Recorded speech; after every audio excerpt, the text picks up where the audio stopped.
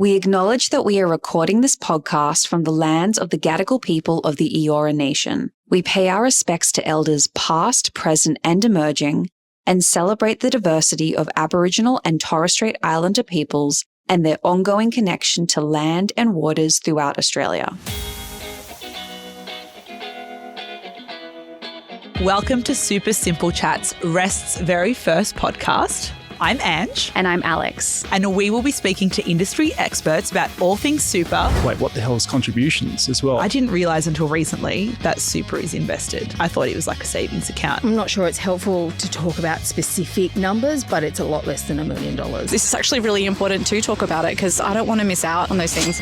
Try to make it understandable and relatable for everyday Aussies. After all, it's one of the biggest assets you'll ever have. Now, this wouldn't be a financial podcast if we didn't start by mentioning that the information discussed is general only and doesn't take into account your own financial situation, needs, or objectives. This information and the relevant products are issued by Retail Employees Superannuation Pty Ltd. Before deciding to join or stay, consider the relevant product disclosure statement and target market determination at rest.com.au/PDS and whether it's appropriate for you. While we've endeavoured to ensure the accuracy and reliability of the information provided, there may be inadvertent errors or omissions. So before acting on any advice, we recommend you speak with a financial advisor. Having a baby is meant to be one of the most exciting moments of your life. However, most people don't really want to sit there and think about their finances. But taking time out of work can really take a significant toll on your super. Joining us today is Sarah from Rest, who's going to talk to us about all things women and super. Hi, thanks for having me. We hear a lot about the gender pay gap and, we hear about it in the media all the time. But one thing that I've noticed that we never really hear about is the gender super gap. Can you give us a little bit more information about what exactly that is? Yeah, thanks, Ange. It's this knotty problem, isn't it, that because superannuation is so highly connected to pay and work, that not only do we have a gender pay gap, but that flows through to a gender super gap. So you've got a difference fundamentally of about 28% between what women retire with and what men retire with. That's a big difference. You're talking a lot of potential income in retirement in a difference in between men and women. Now, the drivers of those, a whole range of things, including taking parental leave when you have a baby, but also the things that follow on from that. You've got general family caretaking. You've got a greater amount of unpaid work at home generally by women once you have a baby. So those changes, life changes, have a flow-on effect after that time as well. Greater amount of part-time and casual work done by women, which generally lower paid and more broken. So we've got an assumption that superannuation is built on that you work for 40 years full-time. And for women, that is just not the case. Absolutely. Now, this is a topic that's very near and dear to my heart. I'll do the baby reveal. Bill, if you want to throw in some sparkle emojis, a little picture of Harry Styles, like could he be the father? Let's create some mystery. Are you saying something? Oh, please start that rumor. But look, when it comes to my situation and many people's situation, because I work for a super fund, one of the first things I thought about when I got pregnant was how will this affect my super? And that's probably not everyone's first instinct, but we are pretty lucky that our super is paid on parental leave. And this is becoming more common, I'm pretty sure. So is that fear quite common with soon-to-be parents? Yeah, I think it's a really common feeling that as particularly women approaching having a baby, they've had careers frequently or at least had work for a period of time. And that feeling of now you're about to enter a period of no or limited income is actually quite scary. It's a shift, isn't it, from thinking of yourself as a working person to now it's much more about what is your household? What does it look like? Where is the money coming from? Who is doing what? Around all of those caring responsibilities and managing money. And it's a really big step, not just becoming a parent, but actually thinking about your financial life in a different way. And do you also find that there's a shift even after you sort of come back from parental leave and you go back into the workforce? Do you find that a lot of women see a bit of a difference in the trajectory of career or sort of their everyday kind of managing of life and how that impacts them long term as well? Yeah, absolutely. So it's really interesting. There's some research out there by Right Lane Consulting, and they have a report called Forces at Work, and they last year looked at what is women's experience of superannuation, and over a lifetime, what does that look like? At the age that's sort of 25 to 34, there's only a 4% difference in super. Wow. So that's manageable, and you would think that it would sort of project the same over your lifetime. It doesn't, because of these patterns that start to come in around broken work patterns, but also then after parental leave, which is predominantly taken by women, and I will say here, it doesn't have to be. Parental leave is actually available to both parents, and that is one of the decisions that people should be looking at is what are your options around sharing that leave availability. But then even once you come back from parental leave, it's not uncommon for women to go back part-time, or even look at other jobs that make it easier for them to be around home, which often might be casual or lower paid. And you've also potentially got just lower contact with your workforce and less opportunity for networking, less opportunities to talk promotion. It's this shift in how you are at work that often plays out. And you touched a little bit on both parents being able to take time out. Now, I know personally my husband's dream, and I hope he doesn't mind me saying this, would be to be a stay-at-home dad. But there's a lot of stigma in the workplace around feeling like as a man you can take parental leave or the full leave, not just say 2 weeks and then come back. It's important to remember that parental leave is available to both and can be just divided up amongst that whole 12-month period can be taken by either parent. You can't take it generally at the same time, although some employment arrangements do allow for some of it to be taken at the same time. But it also, there is a real workplace feeling that it's not okay for men to do that. And at that younger age, actually the pay gap generally is lower. So it's not as simple as it used to be about, well, the husband gets paid more, so of course he should keep working. It's not necessarily the case anymore at that age. And so it's a different decision-making process, and it does often involve that sort of cultural impact of are men taking this leave. I think it's actually really important for senior men in workplaces to take it to actually set that example. That's such a good point. So it flows on from the head. More people will take it from below. Yeah. Yeah, absolutely. So this next question is a little closer to home for me, literally my home. So thinking about my own parents, when I was growing up, my mum probably took about, I'd say 6 or 7 years off to have both me and my brother and pretty much raise us right up into the point of school and then entered the workforce. And I was having a conversation with my parents recently and found out that mum's super is significantly lower than dad's. Now, working class family, they were both on pretty similar wages when they were working, but just taking that 6 to 7 year gap had a pretty significant impact on mum's super. So I guess my question is sort of when you're taking time off work, what are the long-term implications for Aussies who are unpaid carers like my mum? Yeah, it's a sticky policy government kind of problem, really. Like it's and I think we need to look at that whole experience not as an individual's problem to solve necessarily, but have we got the settings right across the board when we look at the fact that there are significant numbers of people in our workforce who don't work the whole way through.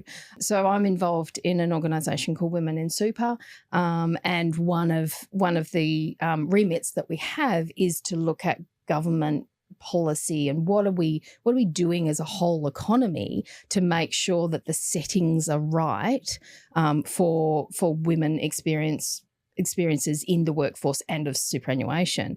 And there's a number of things potentially within super, but it's a bigger problem than that. It's about the balance of unpaid work as a whole, and are we acknowledging that as an economy? Carers payments, even if you do get a carers allowance from the government, there's no superannuation paid on that. So it's still, as far as super is concerned, a gap.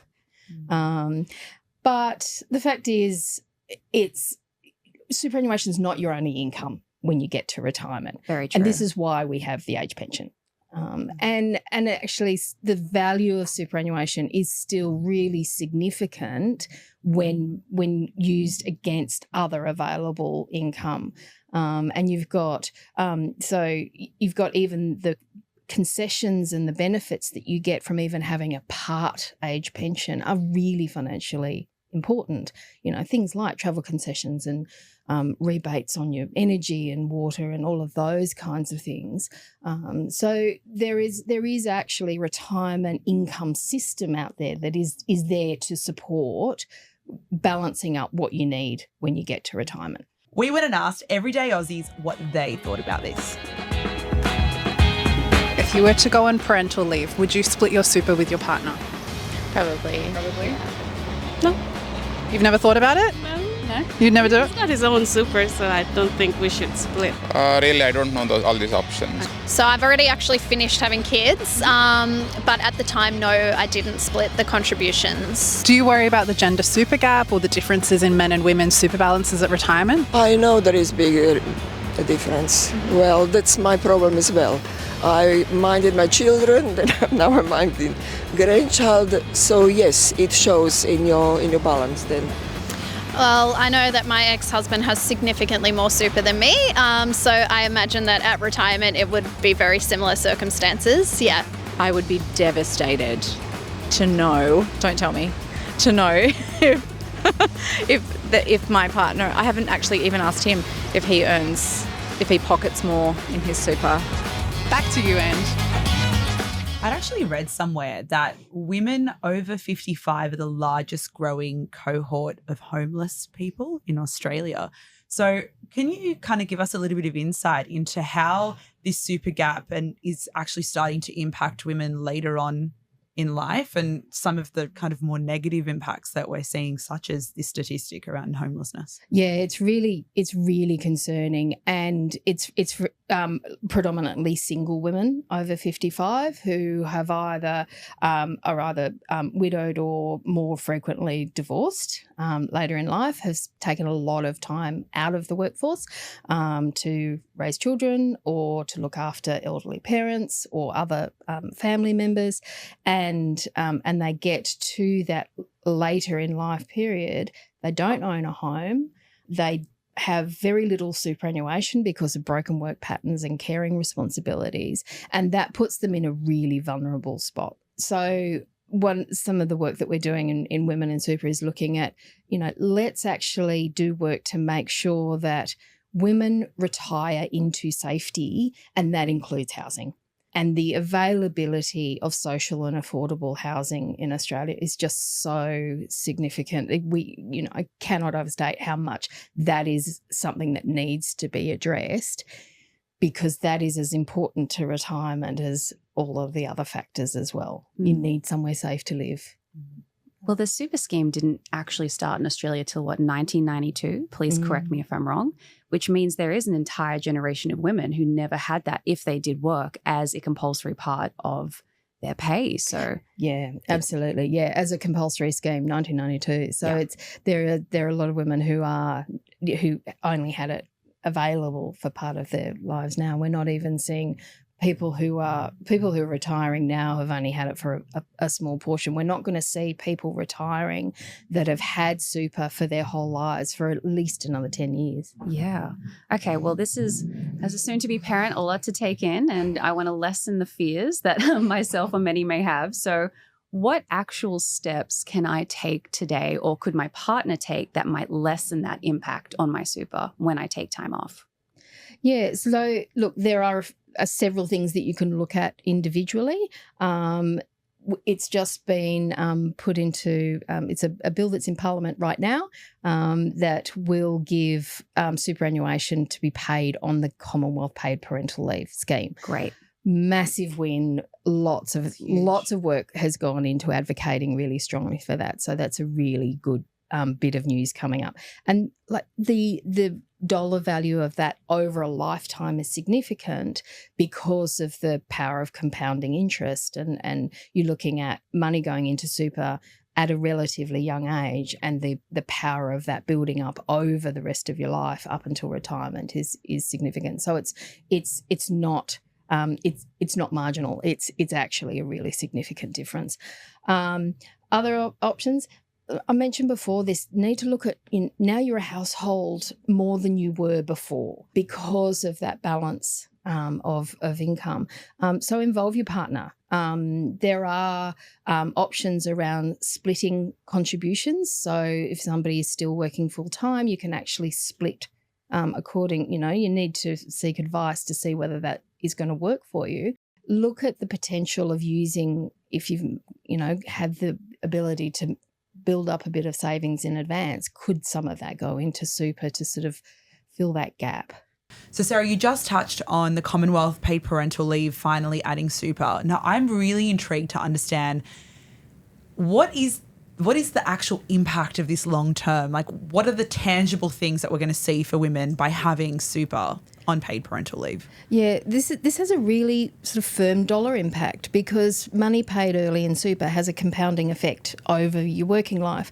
So, so the modelling that we've got says that for a REST member, a mother of two who gets paid superannuation on the Commonwealth scheme for both children will at retirement will be better off by $14,500. Wow. That's incredible. It's amazing. I'm going to plug a couple of books around this because this is a topic very close to my heart. There is a book out there. It's a bit old now. I don't have a copy. It's off living its best life, having been lent to several people. That's called The Post-Baby Conversation. It is still available as an ebook, so highly recommend that one. The other one that I have is this, Fair Play. This is an amazing resource to work through how does your household work? Who does what and why? And there actually is a card game that comes with it where you can as a couple look at how we're dividing this work and is it being done in the right way. I need to get myself one of those. It's definitely. Highly recommend that one. Not saying anything bad about my husband.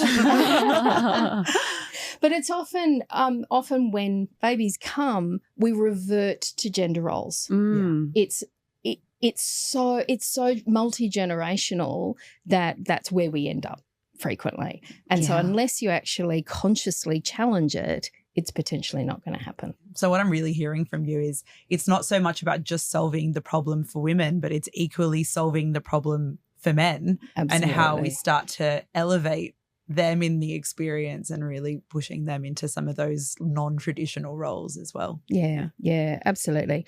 The other things are around, flexible workplace arrangements, Oh, that's a big one, especially these days. Oh, absolutely. It really is. It's so front of mind now. It's almost not thought about. Like, there is an expectation that where possible you have work from home arrangements, noting that we have in REST's membership really significant numbers of people for whom it is not an option. Mm. So working from home for a retail worker is frequently, you can't, if you're on front desk, you can't do that.